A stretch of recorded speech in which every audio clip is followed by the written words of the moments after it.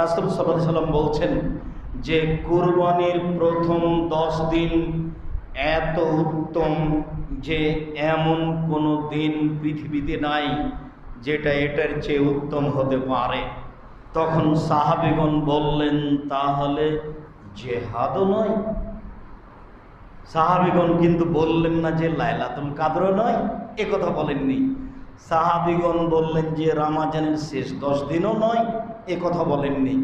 সাহাবীগণ বললেন না যে রমজান মাসও নয়, এ কথা বলেননি। সাহাবীগণ বললেন না এই উত্তরে যখন তিনি বললেন, শোনো, যুলহিজ্জার প্রথম 10 দিন আল্লাহর নিকটে সবচেয়ে উত্তম দিন। তখন সাহাবীগণ বলছেন যে তাহলে জিহাদও নয়? আল আমালুস সালিহ আহাব্বু ইলাল্লাহ, সৎ আমল এই 10 দিনে আল্লাহর কাছে যত প্রিয়, কোন দিনে আমল হিসেবে আল্লাহর কাছে তত প্রিয় আমল নেই। তো সাহাবীগণ বললেন না যে লাইলাতুল কদরের আমলও নয়, এ কথা বলেননি। রমজান মাসও নয়, এ কথা বলেননি।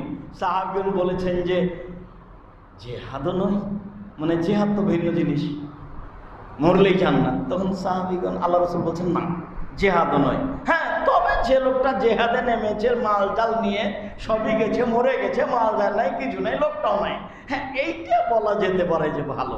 যেসব বড় বড় মাধ্যম দিয়ে আল্লাহকে সন্তুষ্ট করা যায় তার একটা বড় মাধ্যম হলো কুরবানি।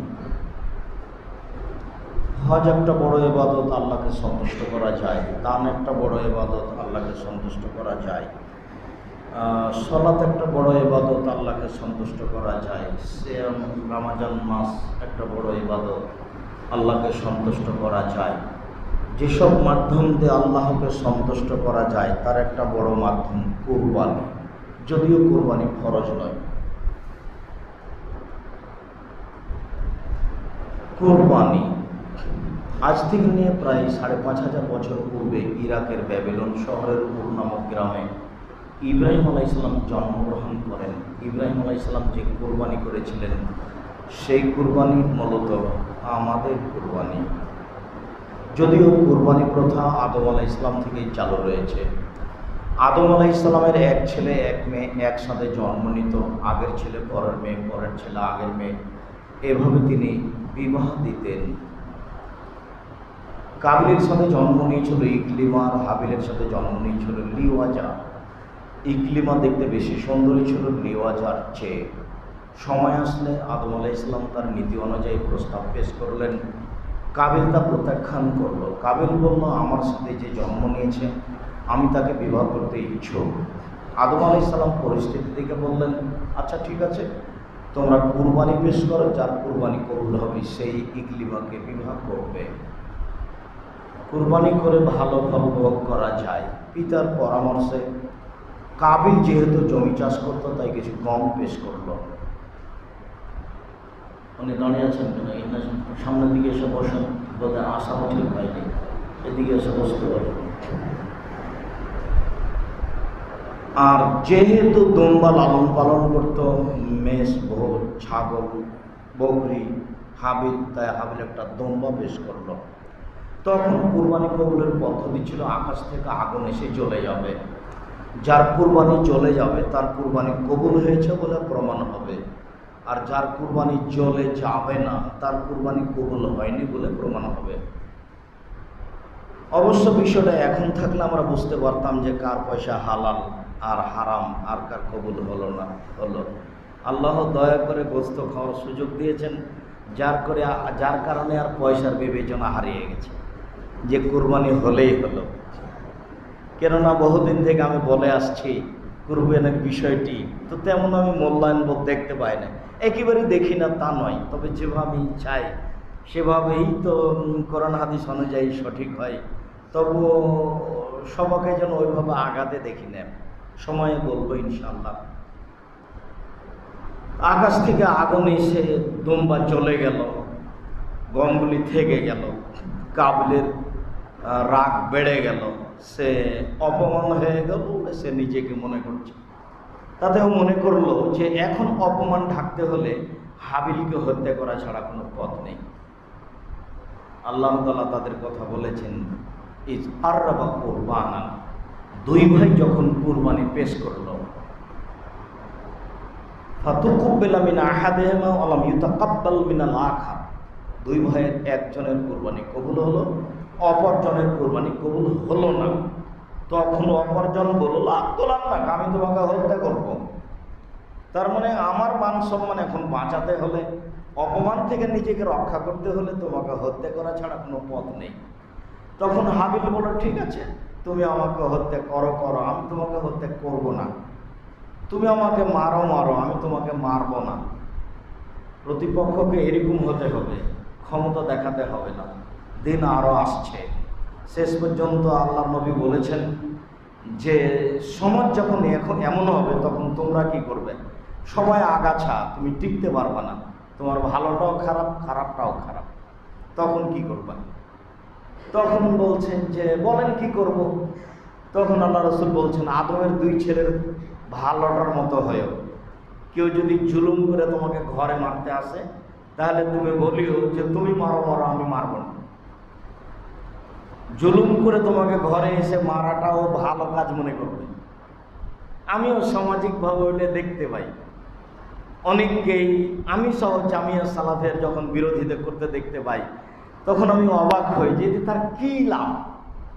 সে জীবন বাজি রেখে ক্ষতি করার চেষ্টা করছে এবং বড় ধরনের জালেমের স্থানে কাজ করছে, এবং সে মনে করছে এটা করাই লাগবে। সামাজিকভাবে মাঝে মধ্যে করতেও পারছে, তো মনে করছে যে মনে হয় ভালোই করলাম।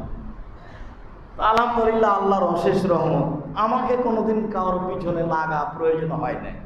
ওরকম কোনোদিন আমাকে আল্লাহ পরিস্থিতিতে নিয়ে যায়নি যে কারোর ব্যাপারে দুটা কথা বলি বা কারোর পিছনে একটু কিছু করি, চিন্তা ভাবনা করতেও পারি না। আসলে করারও কোনো ক্ষমতা নেই, করাটা ভাবিও না, প্রয়োজনও হয় না। শয়তান ওদিকে আমাকে লাগাতে পারে না, প্রয়োজনই নেই। তো পরিস্থিতি এত জটিল হবে যে তোমাকে বাড়িতে এসে মারবে, এবং সে মনে করবে যে মারা ঠিক আছে। যেমন উসমান রাদিয়াল্লাহু তাআলা আনহুকে মারার বিষয়টি, তখন সাহাবীগণ বলছেন, কি করব বলেন তাহলে? তখন আল্লাহ রাসূল বলছেন যে কাবিলের দুই ছেলের ভালোটার মতো হয়েও। ওই সম্বন্ধে বলিও, তুমি মারো, আমি মারব না। সেটাই হলো এইটা।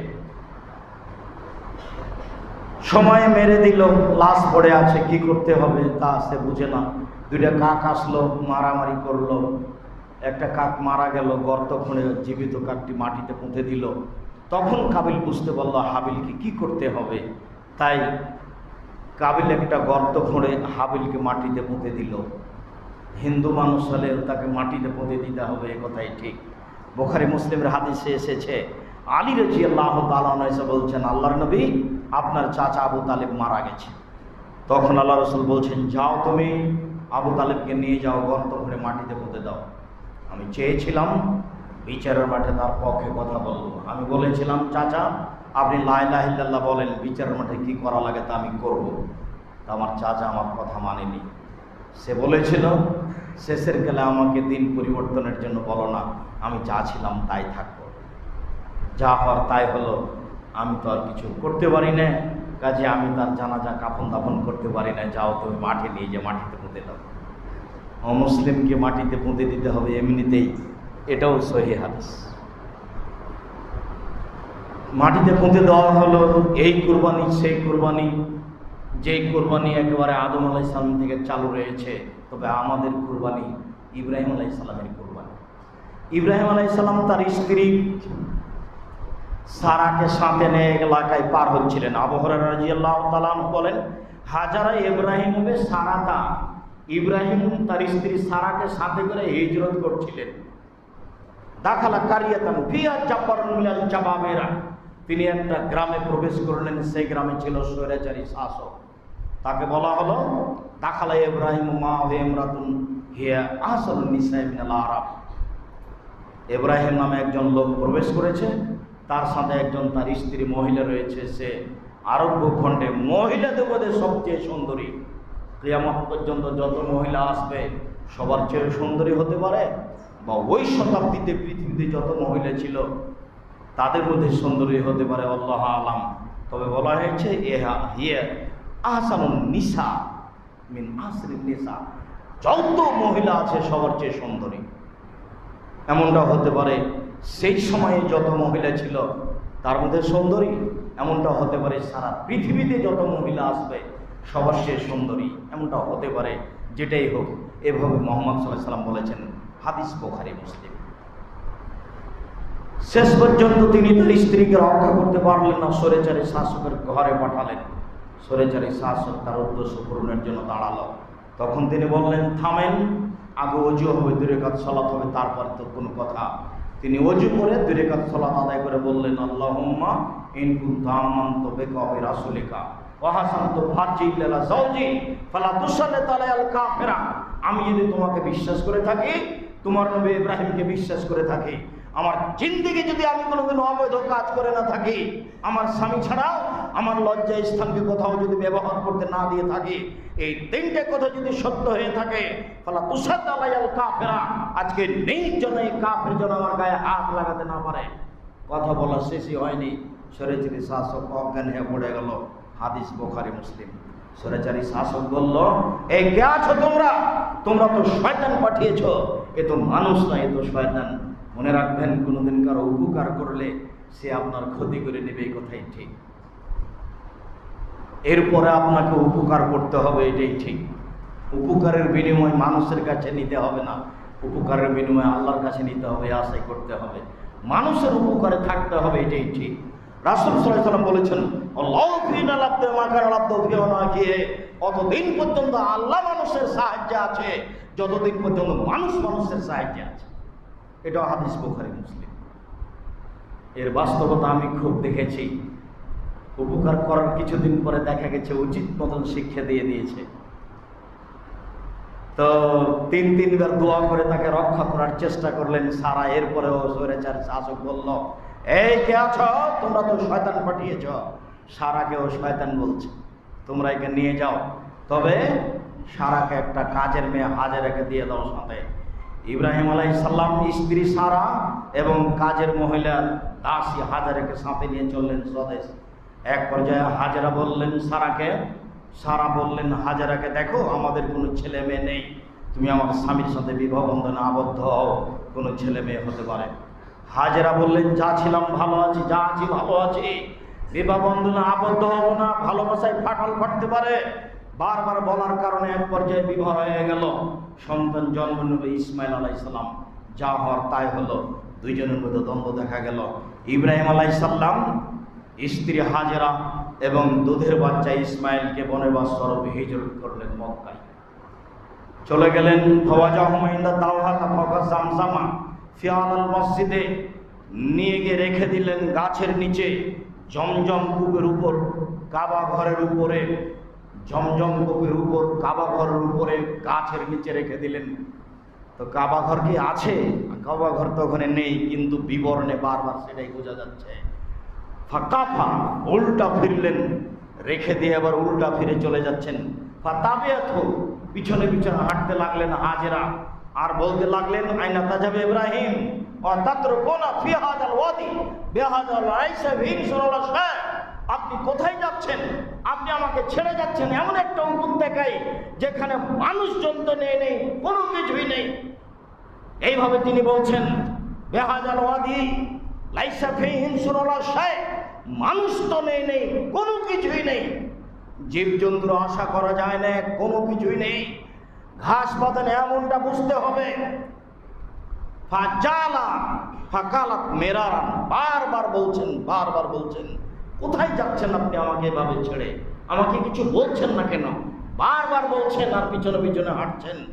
নিরুপায় হয়ে বললেন, আজ আল্লাহ, আল্লাহ কি আপনাকে এইভাবে চলে যেতে বলেছেন? আপনি আমাকে কিছু বলছেন না কেন? ফাকালা নাম, তিনি উত্তরে বললেন, হ্যাঁ। হ্যাঁ শব্দ ছাড়া বুখারী মুসলিমের আর কোনো শব্দ নেই। তখন তিনি বললেন, আল্লাহ তাআলা, আচ্ছা ঠিক আছে, আল্লাহ আমাকে তাহলে ধ্বংস করবেন না। এই বলে স্বামী সামনের দিকে যেতে লাগলেন, স্ত্রী উল্টা বাচ্চার দিকে যেতে লাগলেন। বাচ্চার পরিস্থিতি অবলোকন করলেন, যা বাকি আলোচনা বুখারী মুসলিম অনেক লম্বা বড় হাদিস, বুখারীতে কয়েক পৃষ্ঠা যাবত। ইব্রাহিম আলাইহিস সালাম আগে এসে সানিয়া পাহাড়ের এখানে আসলেন, তারপর কাবা ঘরের দিকে মুখ করলেন। আহাল পরিবার তেমন দেখা যায় না, দোয়া করতে হয় কাবা ঘরের দিকে মুখ করে। ফারাফা ইয়াদাইহি, তারপর তিনি হাত উঠিয়ে বললেন এসব কথাগুলি, রব্বানা ইন্নী আসকানতু মিন যুররিয়াতি বিওয়াদিন গায়রি যি যারইন ইনদা বাইতিকাল মুহাররম, হে আমার প্রতিপালক, আমি আমার পরিবারের কিছু অংশ তোমার কাবা ঘরের পাশে রেখে দিলাম, যেখানে মানুষজন তো নেই, ঘাস পাতা নেই, এমন একটা জায়গা অনাবাদ, যেখানে কোনো কিছু নেই। একটু আগে স্ত্রী যা বললেন তার স্বামীও বলছেন, একটু আগে স্ত্রী বললেন রেখে যাচ্ছেন এমন একটা উপত্যকায় যেখানে মানুষজন তো নেই, ঘাস পাতা নেই। এখন আবার স্ত্রী স্বামী কাবা ঘরের দিকে মুখ করে বলছেন, আল্লাহ আমি আমার পরিবারের কিছু অংশ রেখে দিলাম তোমার কাবা ঘরের পাশে, যেখানে মানুষজন নেই, ঘাস পাতা নেই, কোনো কিছু নেই। তার মানে কেউ জানেন না কিভাবে থাকবেন। ইব্রাহিম আলাইহিস সালাম নিজেও জানেন না আহাল পরিবার কিভাবে থাকবে, তার স্ত্রী নিজেও জানে না যে আমি এখানে কিভাবে থাকবো, থাকার তো কোনো পথঘাট নেই। এই জায়গাটা আর ওই জায়গাটা আমাকে একই মনে হয়। যখন মুসা আলাইহিস সালামের সঙ্গী সাথী বললেন, কালা আসহাবু মুসা, মুসার সঙ্গী সাথী বললেন ইল্লা মুদরাকুন, ফেরাউন আমাদেরকে ধরে নিয়েছে, আমরা আটকা পড়েছি। সবদিকে ফেরাউন আছে, সামনে সাগর আছে, কুলজুম সাগর, বাঁচার মতো আমি কোন পথ দেখি না আমরা। তখন মুসা আলাইহিস সালাম বললেন, কাল্লা, কখনো নহে, অসম্ভব, এটা হতে পারে না। ইন্না মাইয়া রাব্বি, আমার সাথে আমার প্রতিপালক রয়েছেন, তিনি আমাকে পথ দেখাবেন। বাহ্যিকভাবে বাঁচার কোনো পথ নেই, কিভাবে তিনি এই কথা বলতে পারেন? কখনো নহে, অসম্ভব হতে পারে না, ফেরাউন আমাকে ধরতে পারে না। ইন্না মাইয়া রাব্বি, আমার সাথে আমার প্রতিপালক রয়েছেন, বলো কি তোমরা? এই কথাটা সেই কথাটা একই কথা। দুইজনই বলছেন যে আমার আহাল পরিবারকে রেখে দিলাম, দুইজনের কারো জানা নাই কিভাবে বাঁচবে। ইব্রাহিম আলাইহিস সালামের জানা নাই কিভাবে তারা বাঁচবে, হাজেরার জানা নাই তারা কিভাবে বাঁচবে। আল্লাহ আদেশ করেছেন তাই রেখে চলে যাচ্ছে। নিজের জিম্মেদারি পালন করলেন, হাত তুলে দোয়া করলেন, আহাল পরিবারের জন্য কান্নাকাটি করে মাঝে মধ্যে হাত তুলে দোয়া করা দরকার। রেখে চলে গেলেন। ফাল্লাম্মা বালাগ মাআহু সায়া, যখন বাচ্চা দৌড়াদৌড়ি করতে পারে, এরকম সময়ে তিনি স্বপ্নে দেখলেন ছেলেকে কুরবানি করতে হবে। আহাল পরিবার থেকে এই পরিবারের নিকটে আসলেন, এসে বলছেন, বুনাইয়া ইন্নী আরা ফিল মানামি আন্নী আযবাহুকা ফানজুর মাযা তারা, বৎস আমি স্বপ্নে দেখছি আমি তোমাকে কুরবানি করছি, তোমার মতামত কি? ছেলে বলছে, ইয়া বাতি ফাতমা, তোমারও সাতাজাদুনি ইনশাআল্লাহ মিনাস সাবিরিন। আব্বা, আপনি যা স্বপ্নে দেখেছেন তা বাস্তবায়ন করুন, আপনি আমাকে ধৈর্যশীল পাবেন। ফাসলামা, বাপ বেটা একমত হয়ে গেলেন।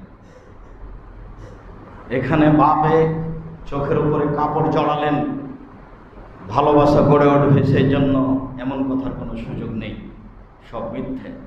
ছুরির নিচে লোহা লাগানো হয়েছে তাই কাজ করে না, এমন কথা মিথ্যে। জড়বস্তু আল্লাহর কথা মানে, আদম সন্তান বড় নিমুখারাম, আল্লাহর কথা মানতে চায়।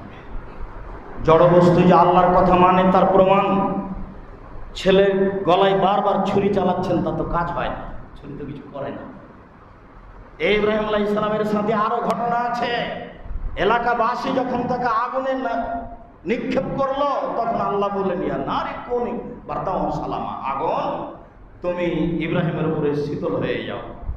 আগুন জড়বস্তু, আল্লাহর কথা মানে, আল্লাহ যা বললেন আগুন তাই হয়ে গেল। জানা আছে ওই যে সেই ঘটনা, 99 জন 100 জন মানুষকে হত্যা করার পরে বাঁচার পথ খুঁজছিল, পথ তো হলোই না। ফেরেশতা মাপতে লাগালেন, তখন আল্লাহ তাআলা যে গ্রাম থেকে যাচ্ছিল সেই গ্রামকে বললেন পিছু হটে যাও, যেই গ্রামে যাচ্ছিল সেই গ্রামকে বললেন আগে আস। মেপে দেখো অর্ধভাগ বেশি হয়ে গেছে, অথচ লাশ ওখানেই পড়ে আছে। আপনাকে বলছিলাম জড়বস্তু কথা শুনে, এ দেখেন গ্রাম কথা শুনে আল্লাহর আদেশ, এ দেখেন ছুরি কথা শুনে আল্লাহর আদেশ, এ দেখেন আপনার আগুন কথা শুনে আল্লাহর আদেশ। আমি আর আপনি আসলে আল্লাহর আদেশ মানতে পারি না, যা মানা প্রয়োজন ছিল। অল্প বয়স, সময় কখন পার হয়ে যাবে। সেদিন দেখেছিলাম বয়স 30, আজকে দেখছি বয়স 60। সেদিন দেখেছিলাম 60, আজকে দেখি 70-80। তাহলে এক সময় চলে যাবো, এই কথাই ঠিক, চলে যাবো এই কথাটা বিশ্বাস করি, কিন্তু তার জন্য কোনো প্রস্তুতি নিই না, তাহলে এটা আমাদেরই ভুল। এই ভুলের প্রতিকার সংশোধন আসবে না শ্বাস বন্ধ হয়ে গেলে। হাত থেকে ঢেল ছুটে গেলে যেমন ঢেল ধরা যায় না, শ্বাস বন্ধ হয়ে গেলে তেমন আর নিজের কোনো প্রতিকার করা যায় না। শ্বাস বন্ধ হওয়ার পূর্বে প্রতিকারের প্রয়োজন রয়েছে। সম্মানিত দিনী ভাই বোন, যারা আপনারা দেশ বিদেশে আছেন আমাদের সাথে, আমাদের খুতবায় শরীক হন। আমরা আন্তরিকভাবে অনুরোধ জানিয়েছি, যখন আমরা জুমার খুতবার জন্য, কোনো বক্তব্যের জন্য জাতির সামনে, জনগণের সামনে দাঁড়াবো, তখন যে যেখানে আছেন, বিভিন্ন এলাকা থেকে, দূর দূরান্ত থেকে এসে দিনী ভাই বোন, মুসলিম ভাই বোন সবাই এসে অংশগ্রহণ করবেন। আপনাদের কিছু না কিছু উপর করবো ইনশাআল্লাহ। আল্লাহর কসম, আল্লাহর কসম, আল্লাহর কসম, আমি আব্দুর রাজ্জাক বিন ইউসুফ কোনোদিন নিজের স্বার্থে কথা বলিনি। যদি স্বার্থ হয়ে থাকে তাহলে আপনারই। সম্মানিত দিনী ভাই বোন, কথাকে মূল্যায়ন করার জন্য অনুরোধ জানাচ্ছি। সময় শেষ হয়ে যাবে একদিন, একথাই ঠিক। সেদিন ভেবে কোনো লাভ হবে না, একথাও ঠিক। আমাদের যে কোরবানি, ইব্রাহিম আলাইহিস সালামের সেই কোরবানি, এই কোরবানি সেই কোরবানি যেটা আমরা করছি। ফালাম্মা আসলামা, বাপ বেটা একমত হয়ে গেলেন। ওয়াতাল্লাহু লিল জাবিন, ছেলেকে উপর করে সইয়ে দিলেন। উপর করে সইয়ে দিয়ে 90 বছরের বৃদ্ধ মানুষ, মাথার চুল দাড়ি পেকে গেছে। মিনা মাঠে দুই দিকে বিশাল উঁচু পাহাড়, কেউ দর্শক নেই। দেখছেন আল্লাহ, দেখছেন ফেরেশতা। 90 বছরের মানুষের কাজ সুন্দর একটা টকটকে ছেলেকে উপর করে সইয়ে দিয়ে বারবার ছুরি চালাচ্ছেন। আল্লাহ তাআলা বলছেন, ওনা দাইনা ইয়া ইব্রাহিম, আমি বললাম ইব্রাহিম, কাদ সাদ্দাকতা রুয়া, তুমি তোমার স্বপ্নকে বাস্তবায়ন করেছ। তোমার ছেলেকে কুরবানি করতে হবে, এই টাকা আমার বাঁধেনি। আসলে আমি দেখছিলাম তুমি পরীক্ষায় পাস করতে পারো কিনা। ইব্রাহিম, তুমি পরীক্ষায় পাস করে গেছো। অফাদাইনাহু বিযিবহিন আযীম, আমি তার ছেলেকে ছাড়িয়ে নিলাম বড় কুরবানির মাধ্যমে। আল্লাহ তাআলা বলছেন, কুরবানি একটা বড় ইবাদত, বিযিবহিন আযীম, বড় কুরবানি। আল্লাহ বলছেন বড় কুরবানি, বড় কুরবানির মাধ্যমে আমি তার ছেলেকে ছাড়িয়ে নিলাম। এটাই ঠিক যে হাবিল যে দুম্বা পেশ করেছিলেন, সে দুম্বা জান্নাতে লালন পালন হচ্ছিল, সেটাই এখন ইব্রাহিম আলাইহিস সালাম জবে করলেন। বহুদিন পরে হলেও কবরে থাকার সময়সীমা বাসর রাতের সমান, আর কিয়ামতের মাঠের সময়সীমা এক ওয়াক্ত সালাত আদায়ের সমান। কিয়ামতের মাঠের হিসাবের সময়সীমা এক ওয়াক্ত সালাত আদায়ের সমান, কবরে থাকার সময়সীমা বাসর রাতের সমান। যদিও 50,000 বছর থেকে ব্যক্তি কবরে আছে, কিন্তু যখন ঘুম থেকে উঠবে তখন সে ভাববে, ভালো মানুষ, এই তো আমি ঘুমালাম। ভালো মানুষের অনেক ফল, খারাপ মানুষের অনেক বিপদ। ইব্রাহিম আলাইহিস সালামকে বললাম, তুমি পরীক্ষায় পাস করে গেছ, তোমার ছেলেকে কুরবানি করতে হবে না। ইব্রাহিম আলাইহিস সালামের বড় কুরবানির মাধ্যমে আল্লাহ তার ছেলেকে ছাড়িয়ে নিলেন। এই কথা আল্লাহ বলছেন।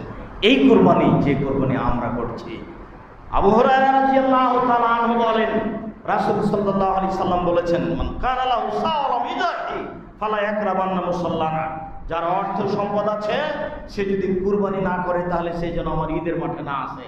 তাহলে কি কুরবানি জরুরি? আল্লাহ তাআলা বলছেন, ওয়ালিকুল উম্মাতিন জাআলনা মানসাকা, আমি প্রত্যেকটা সম্প্রদায়ের জন্য কুরবানির ব্যবস্থা করেছি। লিয়াজকুরু ইসমাল্লাহ, যাতে করে ওরা কুরবানি করার সময় আল্লাহর নাম স্মরণ করতে পারে।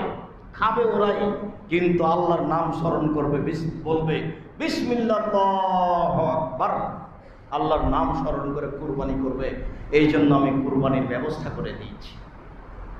একথা আল্লাহ তাআলা বলছেন।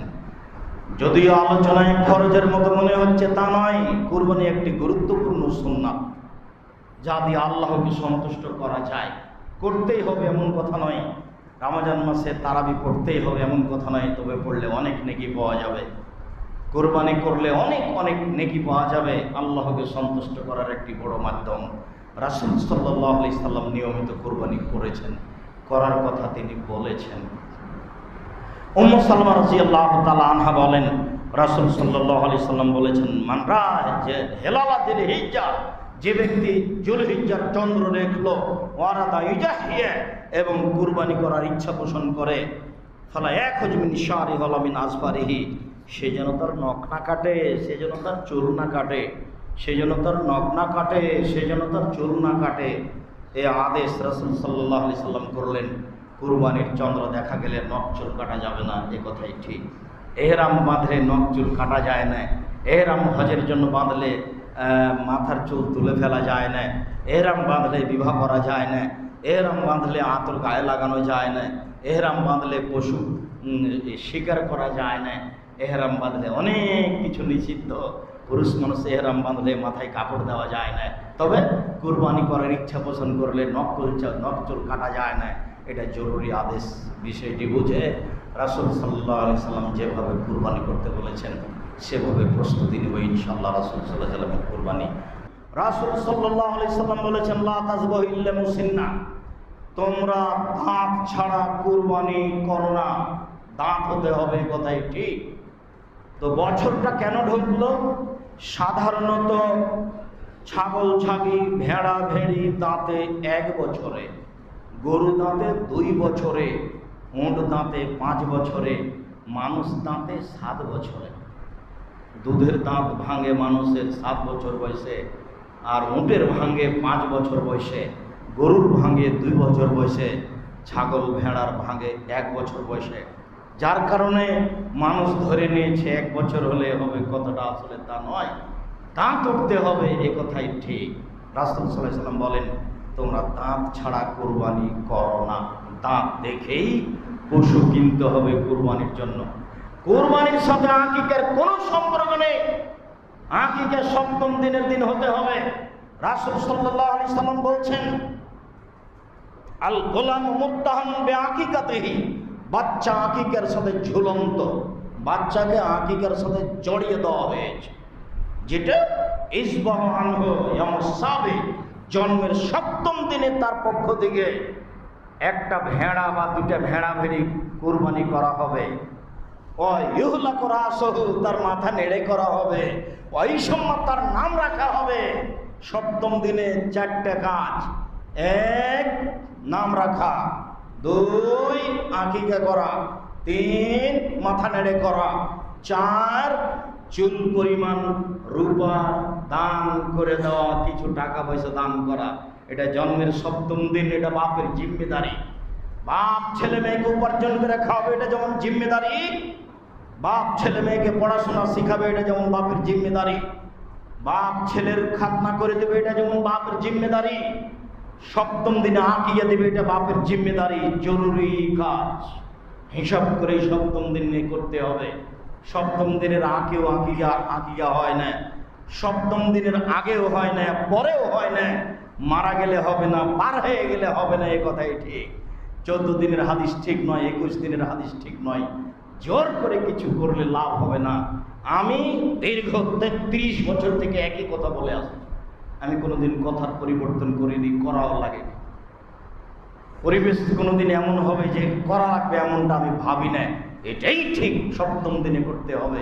আকিকার সাথে কুরবানির কোনো সম্পর্ক নেই। কুরবানি হচ্ছে আল্লাহকে সন্তুষ্ট করার কাজ, আর এটা হচ্ছে বাপের জিম্মেদারি, যা 7ম দিনে করতে হবে। এর দাঁত থাক আর না থাক, আধা মরা হোক, কোন রকম খালি জান থাকলেই হবে, 7 দিনের দিন করবে। আরও তো আল্লাহ রাসূল বলছেন দাঁত হতে হবে। বারা ইবনে আযিব রাদিয়াল্লাহু তাআলা আনহু বলেন, সুইলা রাসূলুল্লাহ সাল্লাল্লাহু আলাইহি সাল্লাম আনিস সাহায়া, রাসূলকে জিজ্ঞাসা করা হয়েছিল কুরবানি সম্পর্কে। তখন তিনি বলেছিলেন, আরবান ওয়াসারা বিয়াদিহি, হাত দিয়ে বলে দিয়েছিলেন 4টা। দেখো, 1 আল আরজাল বাইয়িনু জালহা, স্পষ্ট ল্যাংড়া হয় না যেন। অলাওয়ারাল বাইয়িনু ওয়ারাহা, স্পষ্ট কানা হয় না যেন। 2 3 অল মারিদাতুল বাইয়িনু মারাদুহা, স্পষ্ট রোগা হয় না যেন। 4 আজলাতুন কি, গায়ে গোস্ত থাকে না এমন হয় না যেন। ওইদিকে দাঁত হতে হবে 1, 2 স্পষ্ট রোগা হয় না যেন, 3 স্পষ্ট কানা হয় না যেন, 4 স্পষ্ট ল্যাংড়া হয় না যেন, গায়ে গোস্ত থাকে যেন। এগুলো দেখে কিনতে হবে। কান, হাত, পা ঠিক আছে কি না, কেনার পরে যদি পা ভেঙে যায় সেটাই কুরবানি করেন, আসে যায় না। কিন্তু আগেই ল্যাংড়া ছিল, কিনে নিয়ে এসেছেন, সেটা পরিবর্তন করতে হবে, ওটা বিক্রি করে দেন, নাহলে এটা জবাই করে খেয়ে নেন, আর একটা ভালো কিনে আনতে হবে। নিখুঁত প্রাণী কুরবানি করতে হবে, একাধিক হাদিস তার প্রমাণ। পরে পস্তায় কোনো লাভ নেই, কেমন হয়ে গেল। কুরবানির পূর্ব মুহূর্ত পর্যন্ত পরিবর্তন করেন। ভালো নিয়ে এসেছিলেন, খুঁত হয়ে গেছে, কোনো সমস্যা নেই। ভালো কিনে নিয়ে এসেছিলেন, পা ভেঙে গেছে, থাক। ভালো কিনে নিয়ে এসেছিলেন, সিং ভেঙে গেছে, থাক। কিন্তু সিং ভাঙাই কিনে নিয়ে এসেছেন, নিয়ে এসে বলছেন কি করা যায়, কি করা যায়, কিছুই করা যায় না, বিক্রি করেন, জবাই করে খেয়ে নেন। ভালো একটা কিনতে হবে, এই কথাই ঠিক। এগুলো রাসূল সাল্লাল্লাহু আলাইহি সাল্লাম ভালোভাবে দেখতে বললেন। কুরবানি, কুরবানি বুঝলাম, নিখুঁত প্রাণী, ভালো কুরবানি কিনতে হবে। বেশি টাকা আছে, উট কুরবানি করুন, রাজস্থান থেকে নিয়ে এসে, সবচেয়ে ভালো। টাকা কম আছে, গরু কুরবানি করেন। তার চেয়ে টাকা কম আছে, খাসি কুরবানি করেন। তার চেয়ে টাকা কম আছে, ছাগি কুরবানি করেন। তার চেয়ে টাকা কম আছে, ভেড়া ভেড়ি কুরবানি করেন। আজও একটা ভাগাতে যত টাকা লাগে, ওই টাকা দিয়ে অন্তত 3টে ভেড়া কিনে পাওয়া যাবে। নেকির আশায় কুরবানি করেন, গোস্তের আশায় নয়, ভালো হবে। আল্লাহ তো অন্তর্যামী। 7 ভাগের কথা তো আমি না করিনি, 7 ভাগ তো হাদিসেই আছে। জাবের রাদিয়াল্লাহু তাআলা আনহু বলেন, রাসূল সাল্লাল্লাহু আলাইহি সাল্লাম বলেছেন, আল বাকারাতুন সাবাতুন আল জাজরান সাবা। উট 7, গরু 7 জনের পক্ষ থেকে, উট 7 জনের পক্ষ থেকে। আব্দুল্লাহ ইবনে আব্বাস রাদিয়াল্লাহু তাআলা আনহু বলেন, কুন্না মান নবী সাল্লাল্লাহু আলাইহি সাল্লাম ফি সাফারিন ফাহাজারাল আজহা।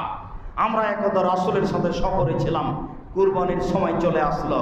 ফাস্তারাকনা ফিল বাঈরি আসারাতুন, আমরা উটে অংশগ্রহণ করলাম 10 জন। অফিল বাকারা সাবা, আর আমরা গরুতে অংশগ্রহণ করলাম 7 জন। 7 পরিবারের পক্ষ থেকে একটি গরু কুরবানি করতে হবে। আমার 33 বছরের অভিজ্ঞতায় কোনোদিন আসেনি। যত তদন্ত চালিয়েছি তত নাকচ বের হয়েছে। তার একটা হয়েছে ইমাম মালিক রাহিমাহুল্লাহ খুব জোরালোভাবে বলেছেন, 7 ভাগে কুরবানি চলবে না। আমি 7 জন বলেছি, 7 পরিবার কোনোদিন বলিনি। আর যারা বলছে, কে বলছে চলবে না, এটা হলো পরিবেশ নষ্ট করা। যদি এইভাবে বলতেন যে প্রত্যেকটা পরিবারের পক্ষ থেকে কুরবানি হওয়া ভালো, তবে 7 পরিবারও চলে, তাহলে কথাটা একটু নরম থাকতো। কিন্তু কথার গতি এমন শক্ত, জনগণ বলছে তাহলে করি। জনগণ তো বলছে যে হুজুর তো বললেন, কে বলেছে চলবে না, তাহলে তো জনগণ একটু উল্টা বুঝবেই। জনগণ যদি এভাবে বুঝতো, হুজুর বলতেন যে প্রত্যেকটা পরিবারের পক্ষ থেকে হওয়া ভালো, তবে 7 ভাগও চলে, তাহলে একটা পরিবেশ নরম থাকতো। কিন্তু বলার গতি তো খুব শক্ত। আল্লাহর কসম, একটা গরুতে 7টা পরিবার অংশগ্রহণ করবে এমন হাদিস কিয়ামত পর্যন্ত হবে না। আপনারা নাম শুনেছেন কিনা, মাওলানা আব্দুল্লাহ আল কাফি আল কুরাইশি তার ফতোয়া মাসাইল বইয়ে অনুমান আজ থেকে 60 বছর আগে লিখেছেন, অনুমান আজ থেকে 65 বছর আগে লিখেছেন, আমি আব্দুল্লাহ আল কাফি আল কুরাইশি একটা গরুতে 7টা পরিবার অংশগ্রহণ করবে এমন কোন হাদিস আমি অবগত হতে পারিনি। এনারা বড় আলেম ছিলেন, আমি সাধারণ মানুষ, তেমন লেখাপড়া জানি না, ভাঙাচোরা টুটাফাটা জানি। আমি 33 বছর থেকে গবেষণা চালাচ্ছি, কলমে ফতোয়া লিখি, 97 সাল থেকে কলমে ফতোয়া লিখি। আমার এই তদন্তে কোনোদিন একটা গরুতে 7টা পরিবার অংশগ্রহণ করতে পারবে এমন কোনো হাদিস অবগত আমি হতে পারি। তবে একটা পরিবারের পক্ষ থেকে একটা কুরবানির 3টে সহিহ হাদিস আছে। 1, আয়েশা রাদিয়াল্লাহু তাআলা আনহা বলেন, আমার রাসূলুল্লাহ সাল্লাল্লাহু আলাইহি সাল্লাম বিকাবসিন, আল্লাহর নবী একটা ভেড়া কিনতে বললেন যে এনজুরু ফি সাওয়াদিন ওয়া ইয়াবরুকু ফি সাওয়াদিন ওয়া ইয়ামসি ফি সাওয়াদিন। শোনো, ভেড়া কেন কিনো? কালোতে হাঁটে, কালোতে খায়, কালোতে দেখে। তাহলে কালো প্রাণীর মধ্যে কি রহস্য আছে তা বিদ্বানগণ চিন্তা করতে পারেন না। তবে বলেন যে মনে হয় গোস্ত স্বাদ হতে পারে, হতেও পারে। তিনি বললেন ভেড়া কিনো, কালোতে খায়, কালোতে হাঁটে, কালোতে শয়, কালোতে খায়, মুখ কালো, কালোতে শয়, পেট কালো, কালোতে হাঁটে, পা কালো, এটা তিনি বললেন। ফৌতিয়া দেহি লিজাইয়া দেহি, নিয়ে আসা হলো তার কুরবানির জন্য। তিনি বললেন, আয়েশা হালমিল মুদওয়া সাজিহা, আয়েশা ছুরি নিয়ে আসো, তুমি পাথরের মাধ্যমে ছুরিটা ধারালো করে নিয়ে আসো। স্ত্রীর নাম ধরে কাজে বলবেন, আয়েশা এক গ্লাস পানি দাও। নিজে নিজে পানি ঢেলে নেবেন না, নাহলে স্ত্রী মনে করবে আমার উপরে রাগ করেছে, সেই জন্য বলে না। কাজ স্ত্রীর নাম ধরে বলবেন, স্ত্রীও আপনার নাম ধরে বলতে পারে, মন খারাপ করবেন না। ওই যে একটু আগে ইব্রাহিম আলাইহিস সালামের স্ত্রী বলছেন, আইনা তাজাবে ইব্রাহিম, ইব্রাহিম আপনি কোথায় যাচ্ছেন, আমাকে বলছেন না কেন কিছু? ওই যে দেখেন পৃথিবীর কত বড় মানুষ তার নাম ধরে তার স্ত্রী বলছে, কোথায় যাচ্ছেন আপনি? আর এইখানে আল্লাহ রাসূল বলছেন, আয়েশা ছুরি নিয়ে আসো, ধারালো করে নিয়ে আসো। কত নেবেন আয়েশা? ওই যে মসজিদ থেকে চাটাইটা নিয়ে আসো। তোমরা আমি যা ঋতুবতী, আর তাতে কি আছে, আজকে তোমার হাতে লেগে আছে নাকি, যাও নিয়ে আসো। নাম ধরে বলবেন, তাহলে ভালোবাসা বাড়বে। আর আদেশ করবেন, ভালোবাসা বাড়বে। মারবেন কম, গালি দিবেন কম, নিন্দা করবেন কম, বদনাম করবেন কম, শাস্তি শান্তি পাবেন বেশি। তাদেরকে সৃষ্টি করা হয়েছে শান্তি তৃপ্তির জন্যই, আর আপনার কারণে সেটা কমে গেছে। ভালোভাবে তাকে আদর করার চেষ্টা করেন, আপনার যা প্রয়োজন তাও মিটাবে, প্রস্তুত আছে ইনশাআল্লাহ। সম্মানিত মসজিদের মুসল্লি, বলছিলাম রাসূল সাল্লাল্লাহু আলাইহি সাল্লাম বললেন, আয়েশা সেটাকে করলেন, তার হাতে দেওয়া হলো। এবার তিনি বলছেন, ফা যাওয়া কাদাল কাবসা, ছুরিটা নিলেন, ভেড়াটা নিলেন, ফা যাহু, এবার ফেলে দিলেন। ফেলে দিয়ে নিজে নিজেই ফেলে দিলেন, নিজে নিজে ফেলে দিয়ে বলছেন, বুখারী অন্য হাদিসে পাটা তার চলের উপরে চাপিয়ে দিলেন, নিজে নিজে ফেলে দিয়ে বলছেন, আল্লাহুম্মা, এটাই পদ্ধতি কুরবানির, আল্লাহুম্মা, হে আল্লাহ, তাকাব্বাল মিন মুহাম্মদ, কবুল করো মুহাম্মাদের পক্ষ থেকে, ওয়ালে মুহাম্মদ, মুহাম্মাদের পরিবারের পক্ষ থেকে, বিসমিল্লাহ, আল্লাহু আকবার, আল্লাহর নামে, আল্লাহ সবচেয়ে বড়। এলো পদ্ধতি। শুরু করবেন, ফেলে দিয়ে বলবেন, আল্লাহুম্মা তাকাব্বাল মিন মুহাম্মদ, আপনার নামটাই বলেন। আর আরবি না পড়লে, আল্লাহ আমার পক্ষ থেকে, আমার পরিবার পক্ষ থেকে কবুল করো, বিসমিল্লাহ। ফেলে দিয়ে দুইজন মিলে ধরে আছে, আপনি ছুরিটি নিয়ে বলেন, আল্লাহ আমার পক্ষ থেকে, আমার পরিবারের পক্ষ থেকে কবুল করো, বিসমিল্লাহ। এরপরে মেখম বিন সুলাইম বলছেন যে আমরা বিদায় হজের সময় আরাফার মাঠে রাসূলের পাশে দাঁড়িয়েছিলাম।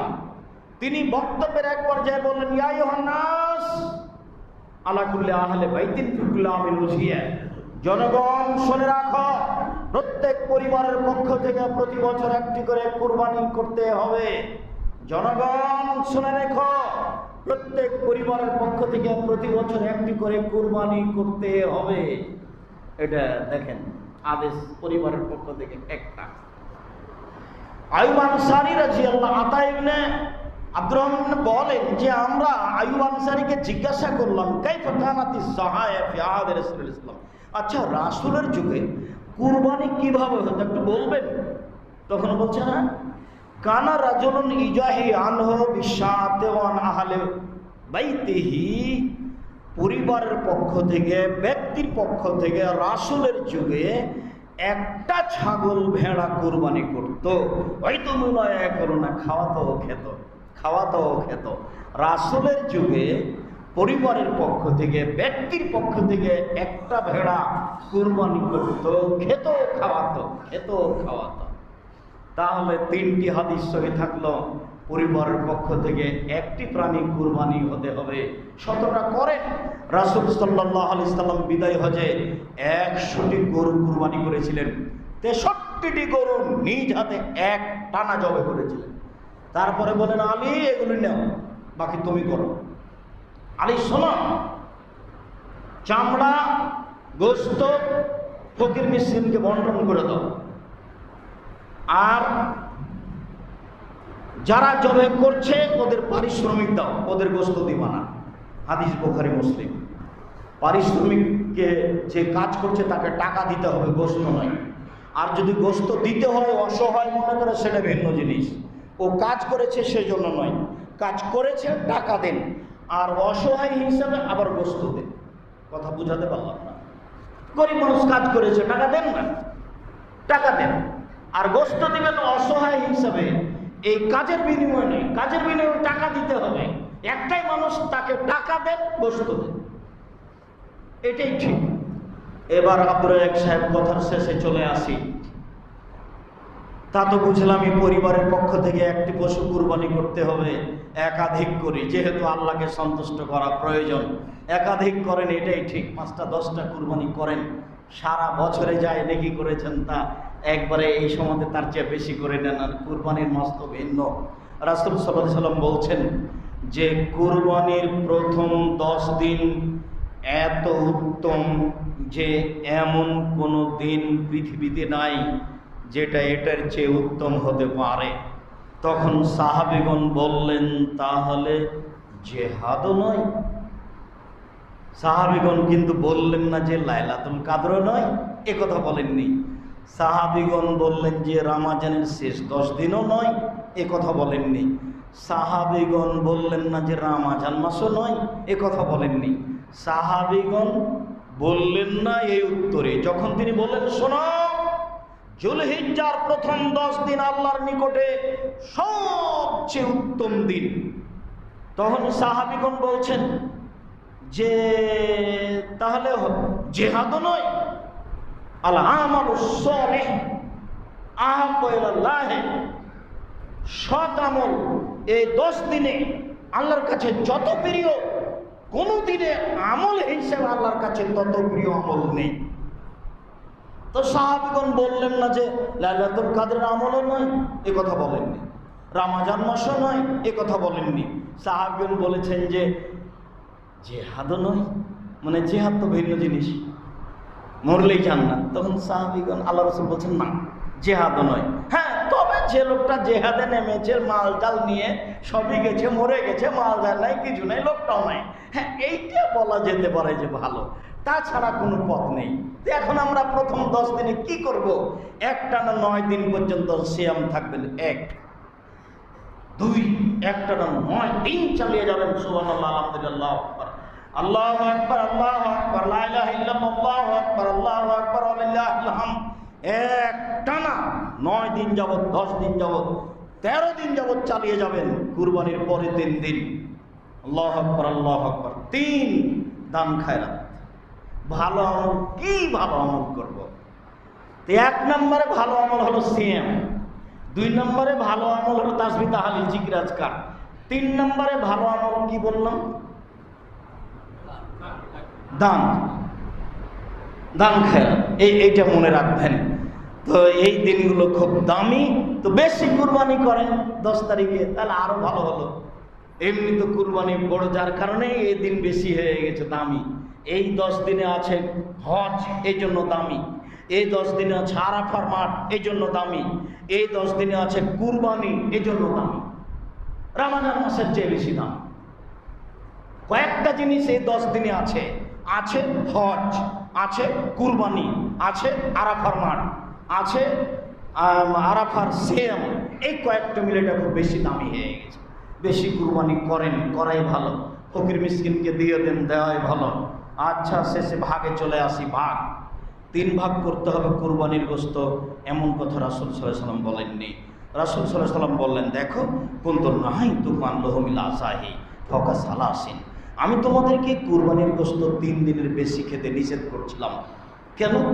মানুষ ছিল দরিদ্র, যাতে করে ধনী মানুষেরা গরিব মানুষকে দিয়ে দেয়।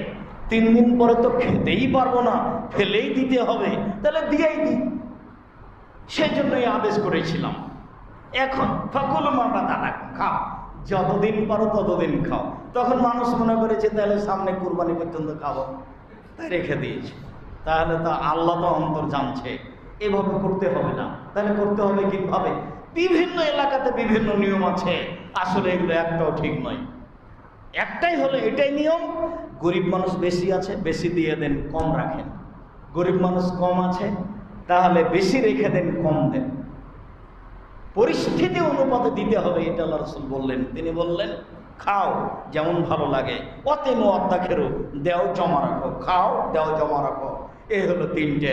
হিসাব করে খাবেন, হিসাব করে দিবেন, নিজের বিবেচনা অন্যের কাছে দিবেন না, এটাই হবে সবচেয়ে ভালো।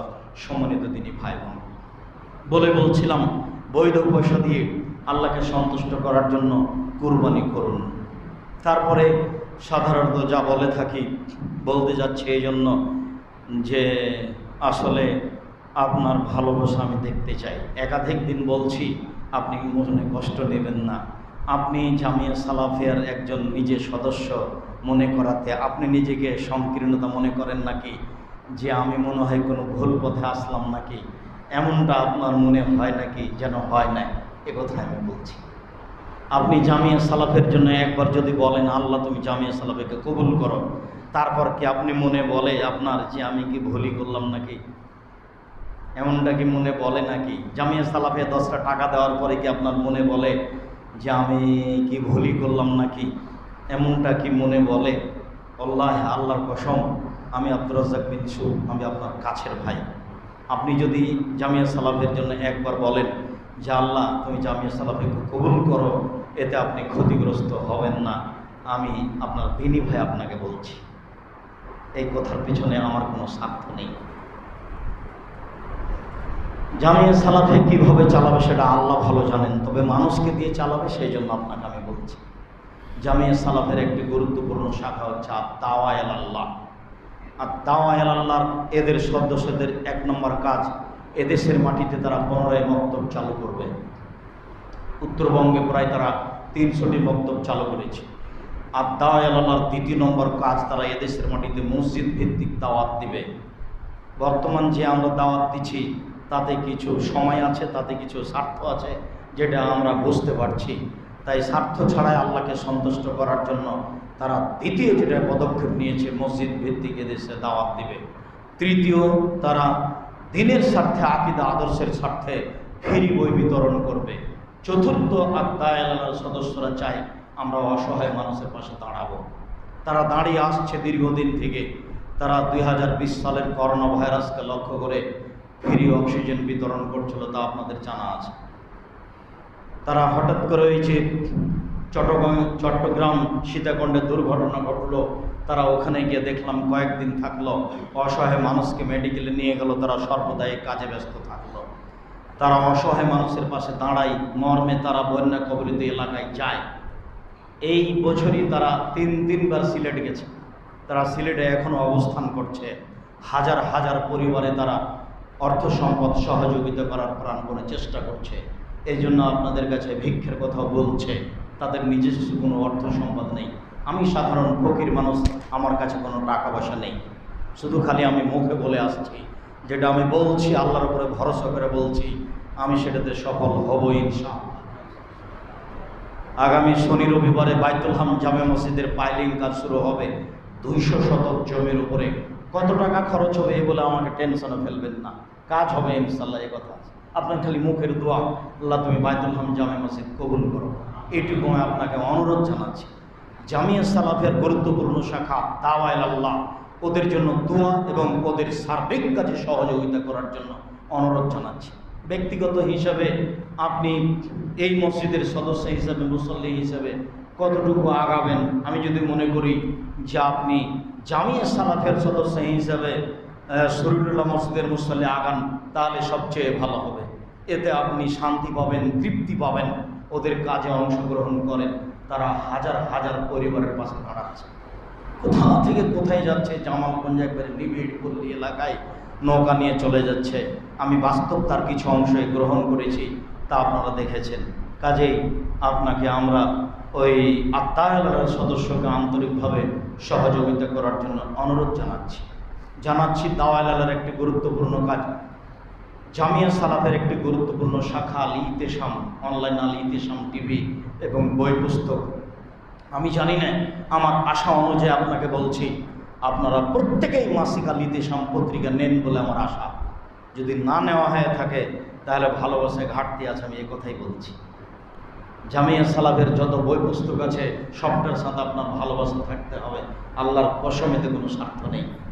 12 জন মুফতি ফতোয়া লিখে মাসিক আল ইতিসাম পত্রিকার 12 জন দেশ বিদেশের বড় বড় মহাদেশ, যারা এদেশের শীর্ষস্থানীয় মহাদেশ, এক একজনের বয়স ৭০, ৮০, ৮৫ বছর বয়সের মতো সদস্য আছে ফতোয়া বোর্ডে।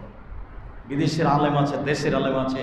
মাসিক আল ইতিসাম পত্রিকা মানুষের সামনে উপযুক্ত পত্রিকা হিসেবে পেশ করতে চাই 50টা প্রশ্নের উত্তর দিয়ে। জামিয়া সালাফের মুখপাত্র, এটাকে গ্রহণ করুন। আমি আপনার দিনী ভাই জামিয়া সালাফের সার্বিক কাজে অংশগ্রহণ করার জন্য